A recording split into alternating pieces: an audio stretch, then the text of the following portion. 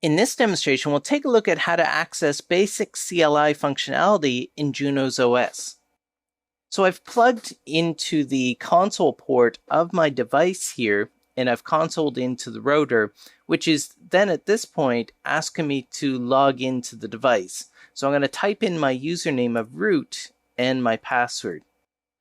Now, the first thing that I want you to notice is that when you log into the Juno's device, you're actually not kind of within the Juno's OS to begin with. You'll notice that I do have a Linux-like prompt in front of me. So essentially, there's kind of three modes on your Juniper device. Technically, there's two. There's the operational mode and configuration mode of the Juno's OS.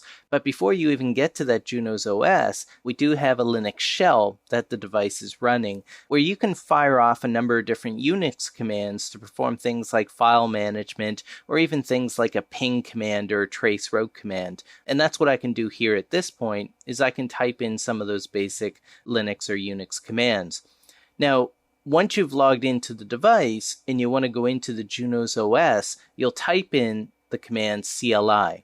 And CLI will take you into the Juno's OS, where you can start working with the Juniper device itself using different commands that are available within the Juno's OS.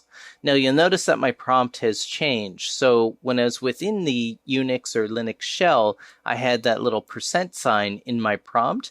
Now I'm sitting here with a greater than sign, which is showing that I'm within what we call operational mode on the Juniper device. And with operational mode, you can perform read-only type actions. So most of the commands that you can type at this point are things like show commands to display the configuration of the device itself. So for instance, I could use a show interfaces command to display the different interfaces that exist on the device. I'm just going to Control-C the rest of that to stop that. So that's kind of our what we call operational mode. And you know you're in operational mode when you've got the greater than sign within your prompt right there. In operational mode, you can't make changes to the device. So in order to make changes to the device, you have to move into configuration mode. And to get into configuration mode, there's kind of a couple commands you could type. You could type in the configure command. Now watch my prompt change here. When I type in the configure command, it says entering configuration mode, and you'll notice that my prompt has changed. Now the prompt has a pound symbol there, indicating that I'm now in configuration mode for the device, and I can make changes to the device itself.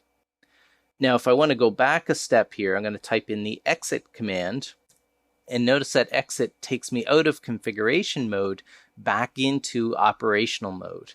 And again, in operational mode, I can type in some read-only commands like a show command, or I could do like a ping or a trace route, but I cannot make changes to the device itself. Now, I said that there was a couple commands that we could use to move into configuration mode. So you can type the configure command, which is what I did earlier, which moved us into configuration mode. Now, you'll notice that when you're in configuration mode, not only do they give you kind of a different prompt there, but they also show you where you are in the configuration hierarchy within square brackets. So when you're at the root of kind of the hierarchy, they just show the edit prompt in square brackets there. Now, the reason why I stress that is that's also how you can get into configuration mode, is to type in the edit command. So I type in edit and notice the same thing happened. Enter configuration mode, and notice that I'm now able to make changes to my device. So in this demonstration, you saw how to access the CLI command line interface of a Juniper device.